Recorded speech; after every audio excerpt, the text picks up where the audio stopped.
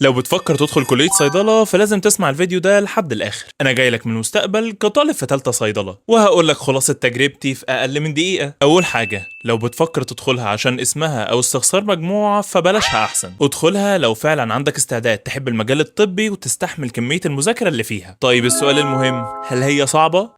صعبة. ما انا مش هضحك عليك، كلها ضغط وامتحانات وعملي طول الوقت، فلازم تبقى عارف كده كويس وتبقى داخل وانت عارف انت داخل على ايه. طب الحاجة المهمة بقى، بعد السحلة دي كلها هل هي تستاهل؟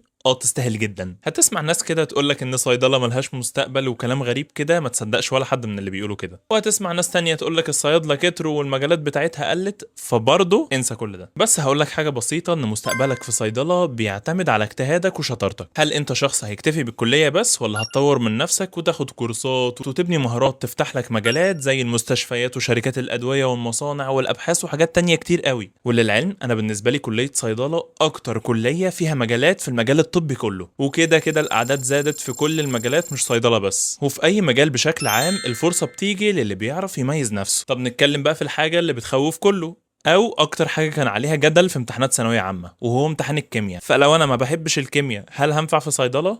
ممكن تنفع في صيدله. انا ما بحبش الكيمياء وموجود اهو في صيدله. واحب اقول لك ان الكيمستري بتاعت ثانويه عامه دي كلها تاخدها في اول محاضره ولا اتنين من كليه صيدله في سنه اولى. بس برغم كميه المواد اللي هتاخدها في سنه اولى ومش عايزك تتصدم منها، بس هي في صيدله احنا علاقتنا توكسيك ريليشن شيب. هي بتفرهدنا وبتمرمطنا وبتتعبنا، وفي نفس الوقت احنا بنحبها. ولو حاسس بعد كل ده ان صيدله مناسبه بيك فشكلنا هنرحب بيك. فلو عندكم اي اسئله عن الكليه او اي كليات تانية فما تنسوش تكتبوا في الكومنتات وهرد عليكم بنفسي.